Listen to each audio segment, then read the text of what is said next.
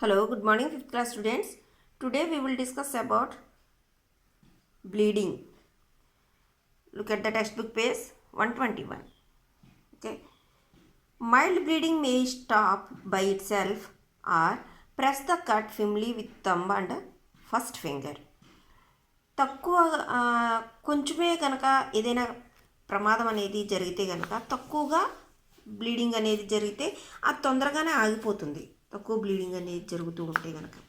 కానీ కొన్నిసార్లు మనము ఆ బ్లీడింగ్ కూడా ఆపాలి అనుకుంటే మనం ఏం చేయాలంట, ఫస్ట్ ఫింగర్ని థంబ్ని ఉపయోగించి ఎక్కడైతే కట్ అయ్యిందో ఆ కట్ మీద నొక్కి పట్టాలి. నొక్కి పట్టినప్పుడు బ్లీడింగ్ని ఆపొచ్చు అనమాట.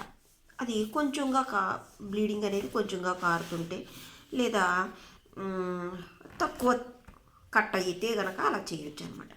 In case of severe bleeding keep the victim laying down. ఒకవేళ ఇంకా బాగా బ్లీడింగ్ ఆగట్లేదు, ఇంకా బాగా బ్లీడ్ అవుతుంది అనుకుంటే అప్పుడు ఆ రోగిని ఏం చేయాలి, పడుకోబెట్టాలి.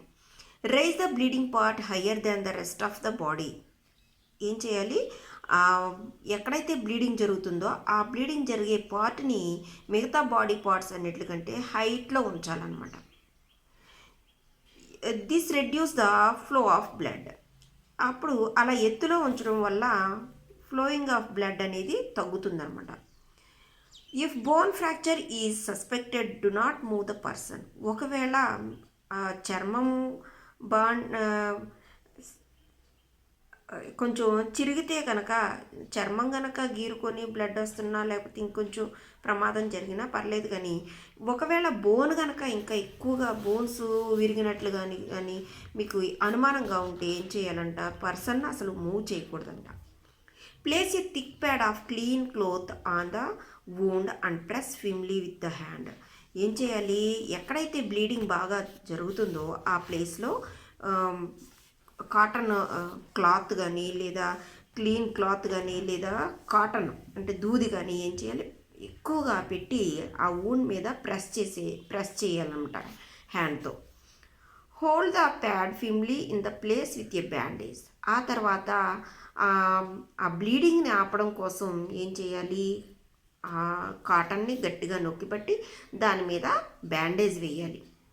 ఇక్కడ చూసారా పిక్చర్, బ్యాండేజ్ వేస్తున్నారు.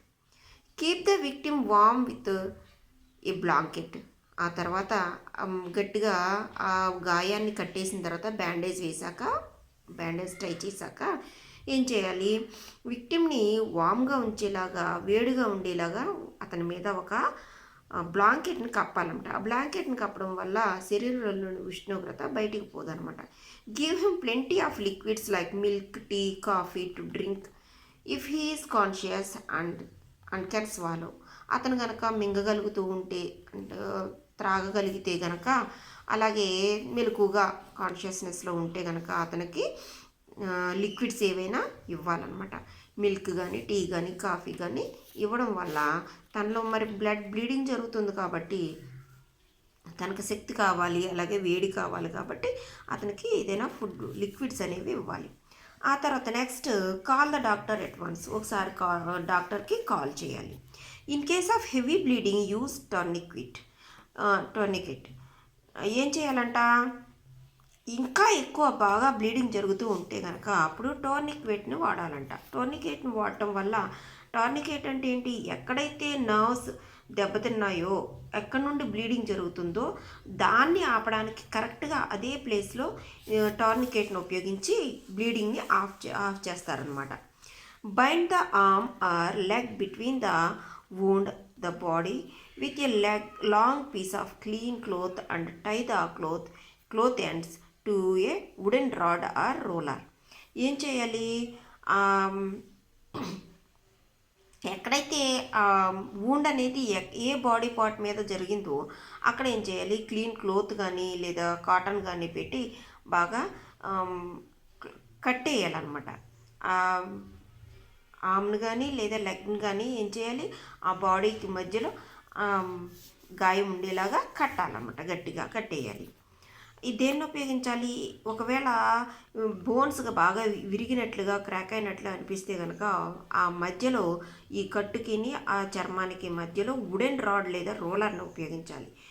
Wind it tight until bleeding stops. ఎప్పుడైతే గాలి లోపలికి చొరపడకుండా ఉంటుందో ఆ, అప్పుడు బ్లీడింగ్ అనేది స్టాప్ అవుతుందన్నమాట. Bandage of wound. మరి ఆ వూండ్కి, గాయానికి ఏ విధమైన బ్యాండేజ్ వేయాలి? Wash your hands. ఎట్లా వేయాలో చూడండి. Wash your hands to remove germs. ముందుగా బ్యాండేజ్ వేయడానికి ముందు మన చేతుల్ని, ఎవరైతే బ్యాండేజ్ వేస్తున్నారో వాళ్ళ చేతుల్ని జర్మ్స్ లేకుండా వాష్ చేసుకోవాలంట హ్యాండ్స్.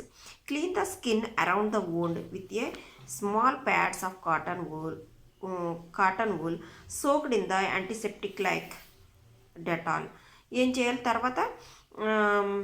ఆ గాయాన్ని ముందుగా ఆ గాయం చుట్టూతా కూడా, చుట్టూతా కూడా ఏం చేయాలి? కాటన్తో క్లీన్ చేయాలి. ఆ తర్వాత యాంటీసెప్టిక్ లోషన్లో ముంచిన లేదా డెటాల్లో ముంచిన కాటన్ని ఆ గాయం మీద అదిమి పెట్టాలి. Cover the wound with A clean cotton dressing. ఆ తర్వాత గాజ్ క్లాత్ ఉంటుంది కదా, ఆ క్లాత్తో ఏం చేయాలి? ఆ వూండ్ని కవర్ చేస్తూ క్లీన్ కాటన్ ఉపయోగించి కవర్ చేస్తూ డ్రెస్సింగ్ చేయాలన్నమాట, కట్టేయాలి. Now put a thick pad of cotton wool and bandage firmly with sterile gauze. ఆ తర్వాత ఈ స్టెరైల్ గాజు గుడ్డని కాటన్ని పెట్టి తర్వాత ఏం చేయాలి? మరలా ఒక థిక్ కాటన్ ప్యాడ్ని ఉపయోగించి దాని మీద పెద్దగా పెట్టి తర్వాత బ్యాండేజ్ని మొత్తంగా కదలకుండా స్టెరైల్ గాజును ఉపయోగించి మొత్తం కదలకుండా కట్టాలన్నమాట. Okay, this is your today's lesson. జాగ్రత్తగా ఒకసారి చదవండి, అలాగే హార్డ్ వర్డ్స్ని ప్రాక్టీస్ చేయండి. Thank you.